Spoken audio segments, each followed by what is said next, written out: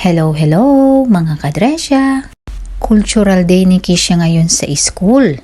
Prepare natin tong damit niya. Hindi kami namamalansya dito pero itong Pilipiniana hindi pwedeng hindi plantsahin. Kaya kahit wala kaming kabayo ng plantsa, ayan ginamit ko ang bangkito. Siyempre kailangan din ang diskarte dito. Dito kasi sa New Zealand hindi kami namamalansya ng mga damit. Kaya bihirang-bihirang lumabas ang plancha na ito. Buti na lang ang kaibigan kong si Sheila, niregaluhan niya ako ng plancha. Kaya naman maisusuot ni Kisha ito ng presentable at hindi lukot-lukot. Igayak na natin si Kisha, pusurin na natin ang kanyang buhok.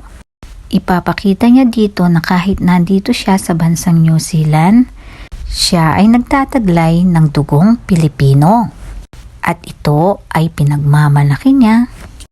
Galing din ako sa work nito kaya pagdating bawal munang matulog, ayusan muna si Kisha. Hayan naman, ready na siya at ihahatid ko na siya sa school.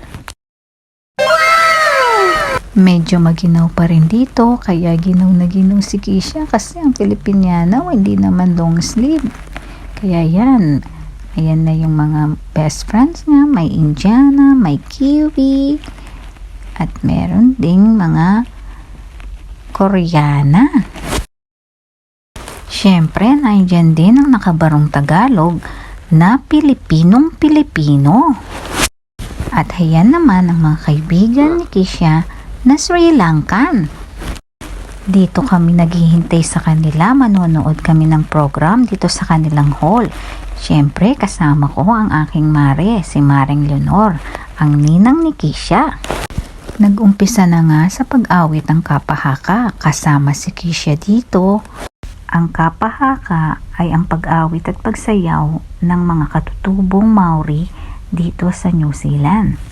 Ito rin ang pagpapahayag nila ng kanilang kultura.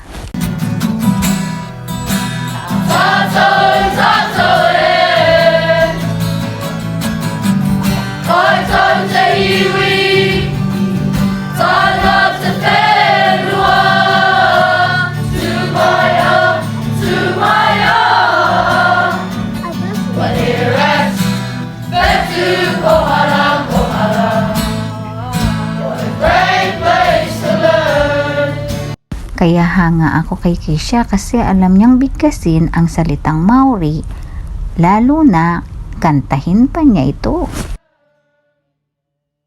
Hayan at pinakita na nga ang kulturang Chinese.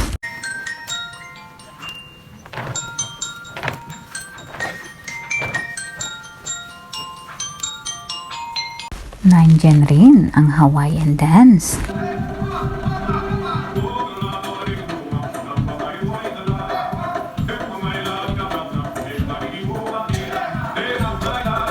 Ito naman ang sayaw galing sa Cook Islands.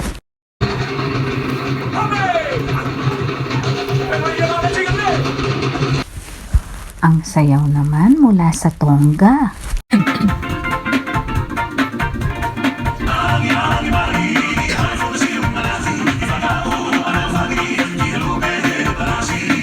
Ang sayaw mula sa Samoa.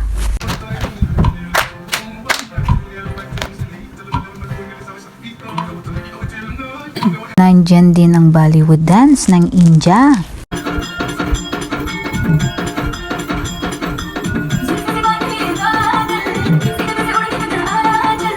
At may Arabic dance pa.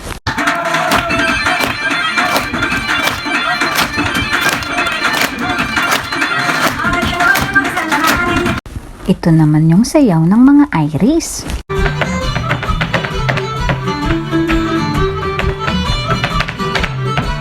At pagkatapos naman ay nagkaroon ng parada ang mga bata. Suot-suot nila ang mga damit ng kani-kanilang mga bansa.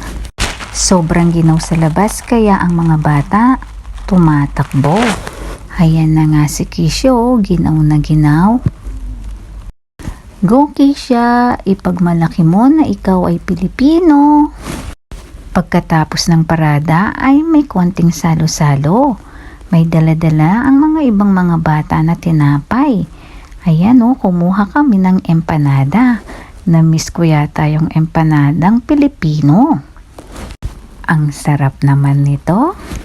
At syempre dahil sobrang ginaw ng panahon, hindi mawawala sa amin ang paghigop ng mainit na kape na kasama ang kapwa naming mga Pilipino. Kaya lagi nating tatandaan, iba't iba man ang ating mga kasuotan, iba't iba man ang ating mga bansang pinagmulan, iba't ibang kultura ang ating kinagisnan. Sa mata ng Diyos, tayo ay iisa lamang at ipakita natin ang ating lubos na pagmamahalan. Paalam!